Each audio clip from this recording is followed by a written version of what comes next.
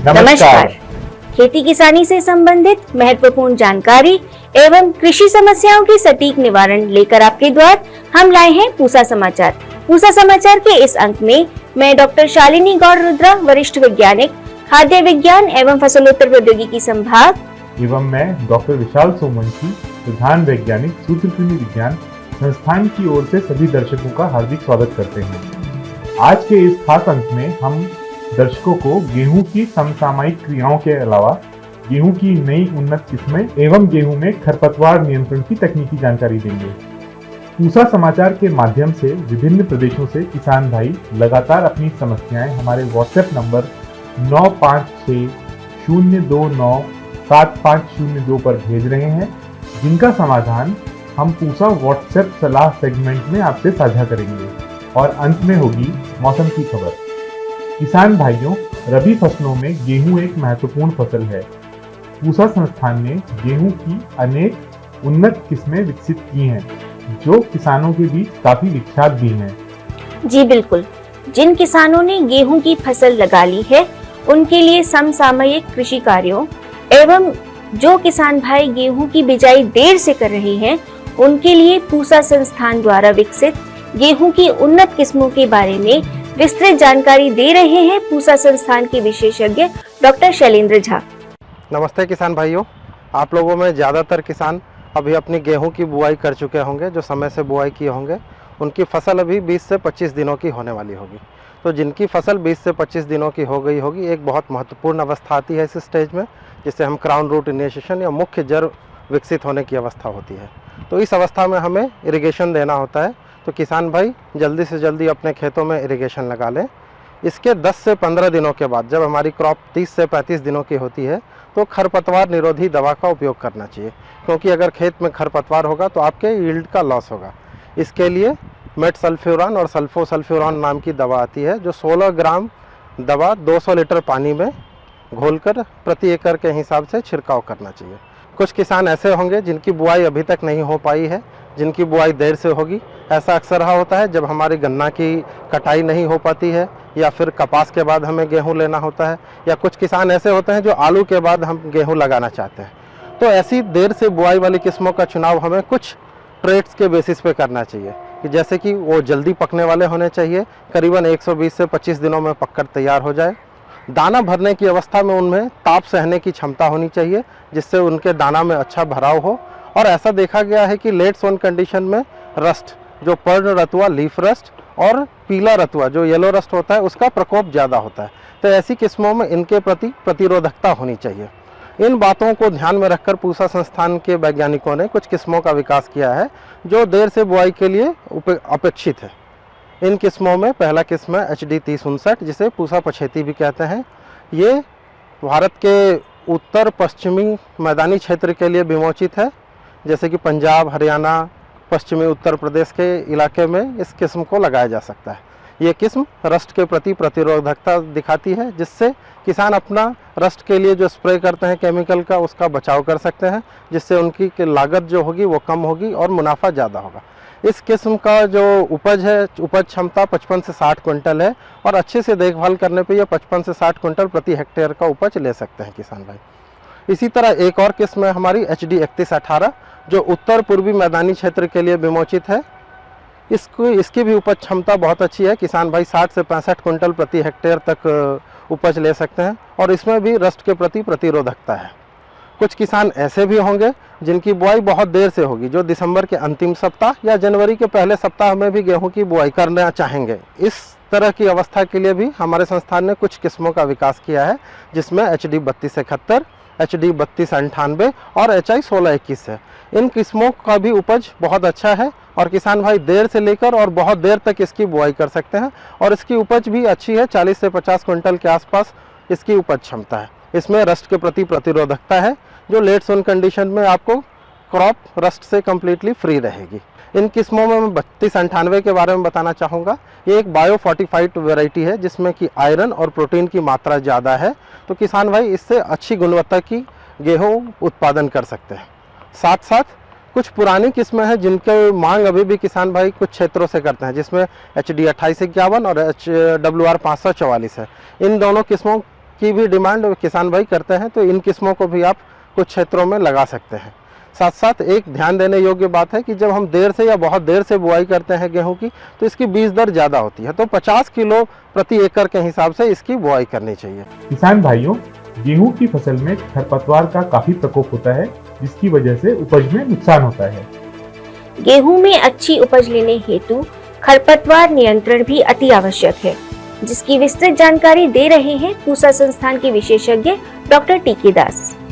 खरपतवार द्वारा गेहूं में करीब 15 से 25% नुकसान हो सकता है। खरपतवार कई प्रकार होता है, जैसे संकीर्ण पत्ते वाली में प्रमुख है गुली डंडा, यानी बलोरी, मांडूसी, गेहूं की मामा, जंगली जोई, पोआ, फॉक्सग्रास इत्यादि।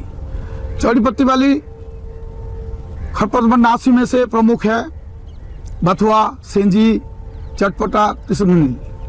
इनके अलावा पेरेनियल खरपतवार जैसे मोथा, हिरणखुरी, कांटेली भी गेहूं में आते हैं। खरपतवार नियंत्रण का बहुत सारी उपाय तथा तरीका है, जैसे शून्य जुताई से गेहूं का खेती, मेड़ों में गेहूं का खेती, फसल अवशेष का बिछावन, अंतर फसलीकरण, सही फसल चक्र अपनाना इत्यादि।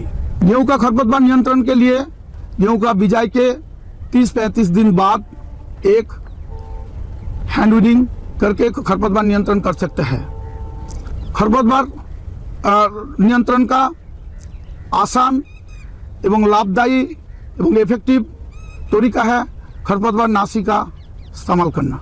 जब किसान भाई पहले सिंचाई करते हैं 20-22 दिन में, उसके बाद ही खरपतवार आना शुरू होता है और दिखाई देता है, तो इसीलिए खरपतवार नाशी का इस्तेमाल हम 30 दिन के बाद इस्तेमाल करने के लिए बोलते हैं। खरपतवार नाशी जैसे क्लोडिनाफॉप 60 ग्राम प्रति हेक्टेयर और उनके साथ मेटसल्फ्यूरन 4 ग्राम प्रति हेक्टेयर मिला के 400 लीटर पानी में नैपसेक स्प्रेयर द्वारा छिड़काव करना चाहिए। और एक दवाई जो सल्फोसल्फ्यूरन 25 ग्राम प्रति हेक्टेयर और मेटसल्फ्यूरन 4 ग्राम प्रति हेक्टेयर मिला के हम खरपतवार नियंत्रण के लिए गेहूं का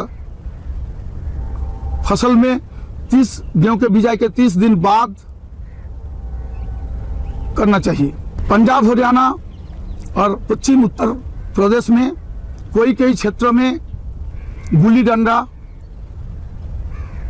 आइसोप्रोडोन, क्लोडिनाफॉप, अन्य कई खरपतवार नाशियों से प्रतिरोधक क्षमता पाई है। इसका नियंत्रण के लिए पायरोक्सासल्फोन नामक एक दवाई है, जिसका 127.5 ग्राम प्रति हेक्टेयर और उसके साथ पेंडिमिथिलिन 750 ग्राम प्रति हेक्टेयर मिला के गेहूं का बिजाई के 1-2 दिन बाद छिड़काव करना है।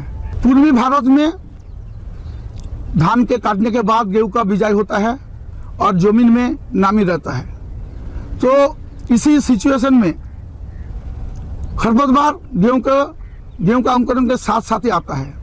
तो इसी के लिए हमें 30 दिन का इंतजार नहीं करना। इसके लिए हमें करीब बिजाई के 1-2 दिन बाद पेंडिमिथिलिन 1 किलोग्राम प्रति हेक्टेयर का हिसाब से 400 लीटर पानी के साथ और नैपसेक स्प्रेयर का इस्तेमाल करके करना चाहिए। पानी का मात्रा 400 लीटर प्रति हेक्टेयर यानी 160 लीटर प्रति एकड़ होना चाहिए और दवाई को अच्छी तरह पानी के साथ मिलाना है और गंदा पानी का इस्तेमाल नहीं करना। और स्प्रे के लिए नैपसेक स्प्रेयर और फ्लैट फैन नोजल का इस्तेमाल करना चाहिए। स्प्रे करने के समय स्प्रेयर के साथ साथ आगे ना जाके पीछे आना चाहिए। खरपतवार नाशी सुबह के समय करीब 9-10 बजे करना चाहिए। आसमान में बादल हो और हवा चल रहा है, इस समय खरपतवार नाशी का इस्तेमाल करना नहीं चाहिए। और खरपतवार नाशी का इस्तेमाल करते वक्त हमें ध्यान रखना चाहिए, जो आदमी स्प्रे करेगा उसका हाथ में ग्लव्स होना चाहिए, मुंह में मास्क, आंखों में गॉगल्स होना चाहिए और बदन में एप्रॉन, शरीर में एप्रॉन होना चाहिए और पैर में गमबूट पहनना चाहिए। पूसा समाचार में अब समय है पूसा व्हाट्सएप सलाह सेगमेंट का, जिसमें हम आपकी खेती किसानी से जुड़े प्रश्नों का समाधान बताएंगे। हरियाणा से अशोक लोकरा जी ने ब्रोकली में रोग की समस्या बताई है। आपकी फसल में काला सड़न रोग हुआ है। इसके समाधान हेतु सर्वप्रथम बीमार पत्ते तोड़कर खेत से हटा दें तथा हेड बनने से पहले सेप्टोसाइक्लिन की 40 ग्राम मात्रा को 200 लीटर पानी में घोल बनाकर 1 एकड़ में छिड़काव करें। मध्य प्रदेश से महेंद्र सिंह पवार जी ने गेहूं के जड़ों के गलने की समस्या बताई है। आपकी फसल में दीमक का प्रकोप हुआ है। इसके समाधान हेतु क्लोरपाइरीफॉस की 3 लीटर मात्रा को 50 किलोग्राम मिट्टी में मिलाकर 1 हेक्टेयर में छिड़क दें तथा हल्की सिंचाई कर दें। उत्तर प्रदेश से विनय कुमार जी ने पपीते के पत्तों के किनारे भूरे होने की समस्या बताई है। आपकी फसल में फफूंद जनित बीमारियों का प्रकोप हुआ है। इसके समाधान हेतु कार्बेंडाजिम एवं मैनकोजेब की 300 ग्राम मात्रा को 200 लीटर पानी में घोल बनाकर 1 एकड़ में छिड़काव करें। हरियाणा से सुमित कुमार जी ने सरसों में कीट की समस्या बताई है। आपकी फसल में एफिड का प्रकोप हुआ है। इसके समाधान हेतु डायामेथोएट की 200 मिलीलीटर मात्रा को 200 लीटर पानी में घोल बनाकर 1 एकड़ में तुरंत छिड़काव करें। आइए सुनते हैं आने वाले सप्ताह में देश भर में कैसा रहेगा मौसम का हाल, मौसम खबर में। भारत मौसम विज्ञान विभाग द्वारा दिए गए मौसम पूर्वानुमान के अनुसार 4 और 5 दिसंबर को निकोबार द्वीप समूह में, 5 दिसंबर को अंडमान द्वीप समूह में कुछ कुछ स्थानों पर भारी बारिश की संभावना है।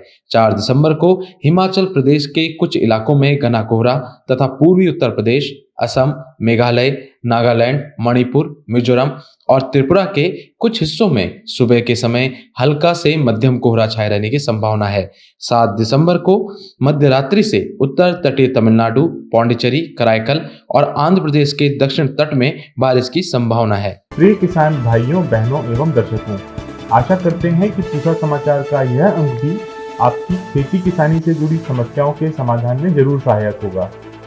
आप सभी दर्शकों से निवेदन है कि ज्यादा से ज्यादा संख्या में हमारे संस्थान के चैनल को सब्सक्राइब करें और पूसा समाचार के हर अंक का लाभ उठाएं। हमारे फेसबुक पेज और ट्विटर हैंडल को भी जरूर फॉलो करें। कृषि से जुड़ी समस्याएं या अधिक जानकारी हेतु हमें दिए गए नंबर पर व्हाट्सएप करें एवं अपना नाम और पता अवश्य लिखें। आपके सुझावों एवं प्रतिक्रियाओं का हमें हमेशा इंतजार रहता है। कृषि की दिशा में यदि लाने हो नवाचार तो देखते रहिए हमारा साप्ताहिक कार्यक्रम पूसा समाचार।